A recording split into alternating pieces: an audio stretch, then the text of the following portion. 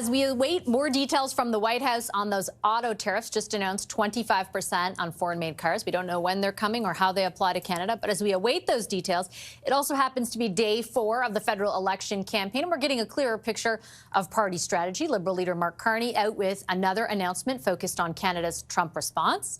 Conservative leader Pierre Poilievre focused on seniors today after a big rally last night in Hamilton, Ontario. Jagmeet Singh fighting to change the channel on a narrative that his party is facing a popular vote collapse, and new details on why the Liberals blocked former MP Chandra Arya from seeking re-election. I am here with the front bench to talk about all of that and more. Sharon Carr, Jamie Ellerton, Carl Belanger, and Hannah Thibodeau. I wanted to start off, Sharon, with the questions around Brookfield. We went over them at the beginning of the show, but Mark Carney is certainly getting a lot of them today with the idea of, 2 investment holdings from Brookfield being held in Bermuda. I know that, and we had strategists on earlier, like War Room, saying, like, these are distractions. Just like yesterday, the foreign interference, the security clearance questions are distractions. In your view, are they distractions, or can they throw a campaign off kilter? Listen, I think that opposition and conservatives and maybe even the NDP wanted to throw the campaign off, and they can say that, but it is a distraction. And listen, Mr. Carney is a successful businessman, and the opposition is using that like it is something negative.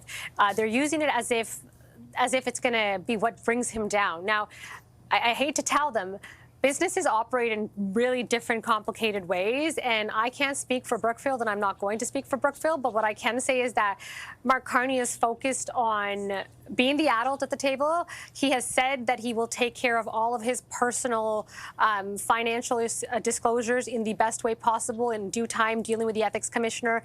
I know we're going to hear people keep bringing Brookfield up. They should take the questions to Brookfield directly. He is now the Liberal leader, and he is running to be Prime Minister again.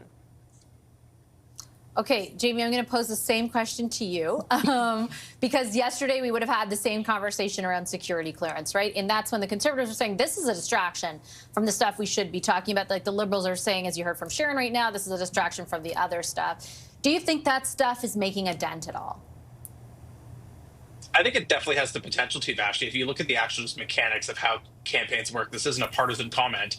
Anytime a leader is forced to respond to a controversy that's generating coverage on something that's not the topic that they're looking to proactively talk about that day, it is pulling them off message and distracting from the message they want to be sharing with voters. So the literal answer to your question is yes. I think part of the reason why this Brookfield stuff continues to dog Mark Carney is the fact that he's not really answered really clear questions on this. He first tried to delude us to the fact that he has no idea what his personal holdings were. And after that answer didn't really pass water for a week, he finally said it's in a blind trust and he's working to wind down some other stuff, and he'll have more to say later. And then I think when you look at the broader climate that we are in and the kind of like everyone feeling the deck is stacked against them while those who have it good are just getting better, the fact that you are now hearing that he not only moved the company to New York while he was there, that he's got these investment trusts that are structured in Bermuda, which everyone knows is the tax haven, those are the kinds of things that I do think speaks to character and leadership, which is why I think you're going to continue to see him dogged by these questions until he actually gives transparent answers.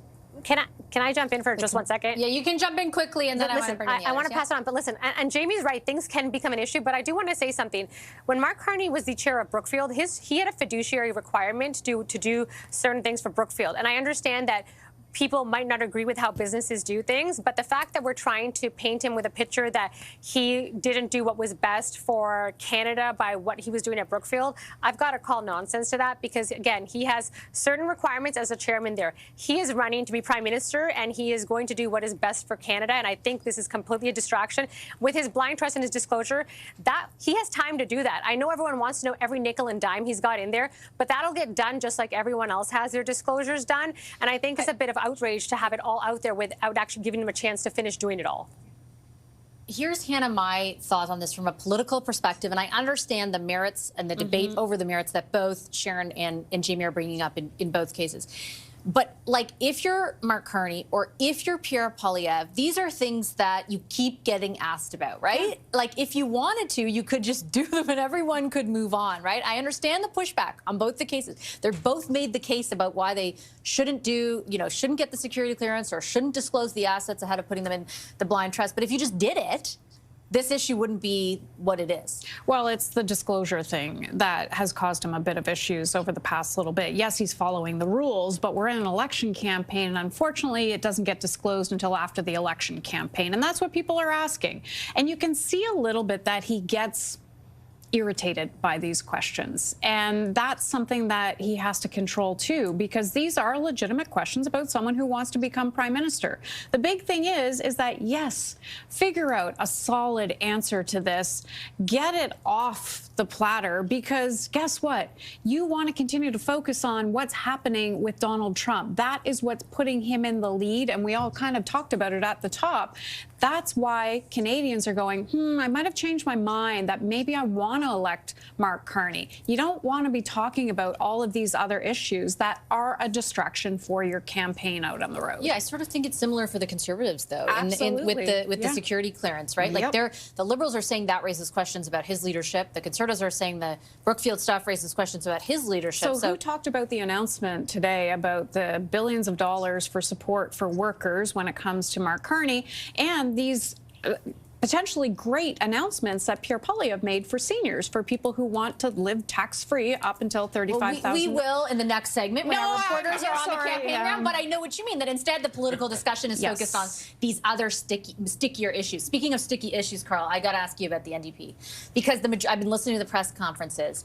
They're driven largely by, essentially a narrative of what happened to your support, and particularly, punctuated by Thomas Mulcair, the former leader, writing about how it's really a two-way race at this point. Is there a better response from the leader of the party, do you think, that could come, other than we keep getting these questions, we get them every election, it doesn't mean anything to us? Like, how seriously should that narrative be internalized, do you think? Well, they need to push back against the narrative, because the other solution would be to abandon. They can't give up. But the reality is that these numbers are awful. And they need to bring them back up if they don't want that narrative to keep going the entire campaign. So Jagmeet Singh needs to be out there. He needs to have people around him, lots of people. He needs to focus where they have lots of support and strength, and perhaps showcase that, in some seats, if you don't vote NDP, you will actually elect a Conservative, and you need to underline that. But you cannot pretend that you're running for Prime Minister the same way you could have just a couple of months ago when Justin Trudeau was in power, and when the NDP was tied, sometimes even ahead of the Liberals. There was a case to be made then, but the problem is that at the time, they were so afraid of Pierre Poilievre that they did not pull the plug on the Trudeau government. Right. And the end result is that the message that was heard by a lot of voters that we have to be afraid of Pierre Poilievre, and right now, the ones benefiting is Mark Carney. Just really quickly, is there a strategy to get back into that conversation, to not necessarily be, I'm going to be like Prime Minister, but to focus in on a certain... You need to get those numbers moving in the other direction. If you don't, you will try, and you will drown. So you need to get those numbers moving. And one way to do it is to start chipping away at the main reason why you're losing support, which is Mark Carney becoming the Liberal leader. You need to focus on Mark Carney and the Liberals and stop talking about the Conservatives. Are Conservatives worried about the dissipating support, Jamie, for the NDP? Like a strong NDP is good for the Conservatives usually. Mm-hmm.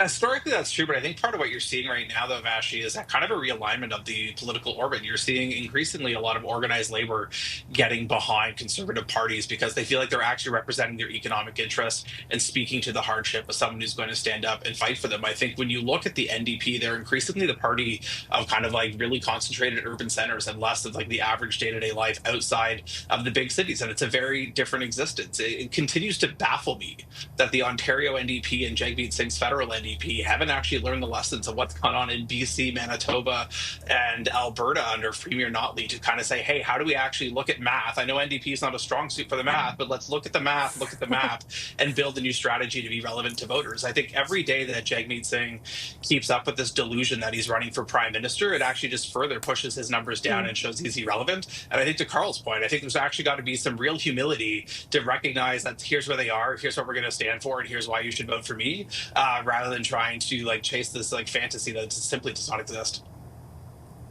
There will come a point in the campaign, and it's too early now, but there will be a point where if the Liberals' momentum keep going, the NDP needs to say, we have to keep these guys feed to the fire. We need to keep them accountable. If you're electing Democrats, you will do that, because right now giving a majority or a supermajority to a guy that has no track record as a politician might be a problem. I got 30 seconds each for Hannah and Sharon. I want to jump in, and you asked Jamie this question. The Conservatives... And also, journalists are worse than any political party at math, so just putting that out there. I'm bad at math, too. I have someone who helps me with the math.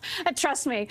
But just looking at the math, the Conservatives are definitely concerned about the numbers of the NDP falling, because they really need... There are more progressive voters, and it's proven, in Canada than there are on the Conservative side. So they need to split that progressive vote in order to either win a minority or win a majority. They have to bring those NDP numbers up, and I'll be listening to see if there's anything that Pierre Poilievre says to, in fact, help those numbers come up a smidge, too. I got a minute left, Sharon. I wanted to ask you, huge rally in Hamilton last night, like thousands of people for the Conservatives. Any concern among the Liberals that the polling numbers they're seeing might not be fully reflective of the situation on the ground? Listen, I'm always a big believer in that the only poll that matters is the one on Election Day, but I'm not going to downplay a good crowd. I know there's people out there who are going to say, oh, no, Poilievre didn't have people. Like, we've got to be able to appreciate what people are able to pull, and it's always great to see different campaigns have big rallies, because it means people are engaged. Do I think it means anything necessarily? No, not always. I think if it was a big rally plus good poll numbers plus a whole bunch of other things, maybe, but it just means he's got an engaged base that's coming out to it. Is that enough to take him to the top? Maybe, maybe not. I think he still has the issue of not being the person who can go to the table with Donald Trump. There are people who ideologically just did not like Trudeau and the Liberals, and they went to Poilievre. But I still don't. I think that it's great that they can get people out, but I don't think it means anything yet. Okay, I got to cut us off there because Doug Ford just stepped up to the microphone to respond to those tariffs. Thanks to our front bench, Sharon Carr, Jamie Ellerton, Carl Belanger, and Hannah Thibodeau.